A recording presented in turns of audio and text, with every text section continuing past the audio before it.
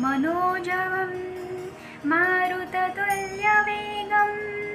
जितेन्द्रियं बुद्धिमतां वरिष्ठं वातात्मजं वानरयूथमुख्यं श्रीरामदूतं शरणं प्रपद्ये।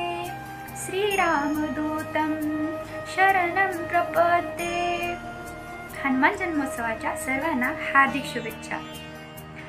बुद्धी, बल, सेवाभाव, संयम अशा अनेक इतर 64 कलागुणांनी युक्त अशा प्रभू हनुमंतास शतशत नमन।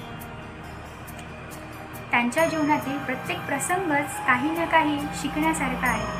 म्हणूनच त्यांच्या जीवनातला एक प्रसंग मी तुम्हाला सांगणार आहे आणि त्याचा काय बोध होतो हे समजावून सांगण्याचा प्रयत्न देखील करणार आहे। रामायणात सीता मातेला शोधण्यासाठी समुद्र ओलांडून जाण्याचा एक प्रसंग आहे। समुद्र ओलांडून जाण्याचे सामर्थ्य फक्त आणि फक्त प्रभू हनुमानातच होते, पण त्याचा बोध त्यांना नव्हता। कारण अंजनी पुत्र जेव्हा लहान होते तेव्हा इतर बालकांप्रमाणेच खट्याळ होते आणि त्यांना प्राप्त असलेल्या दैवी शक्तीमुळे ते अत्यंतच खट्याळ होते।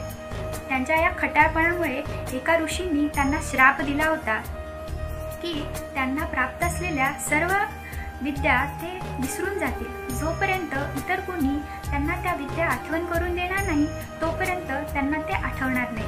पुढे चालून जामवंतांनी त्यांना त्या विद्या आठवण करून दिल्या। त्यानंतर त्यांच्या शरीरात सुप्त असलेल्या ऊर्जा जागृत झाल्या आणि त्यांनी समुद्र ओलांडून सीता मातेला ते कसे भेटले, रावणाचा अहंकार मोडून टाकून त्यांनी लंकेला कसे जाळले हे आपल्या सर्वांना माहीतच आहे।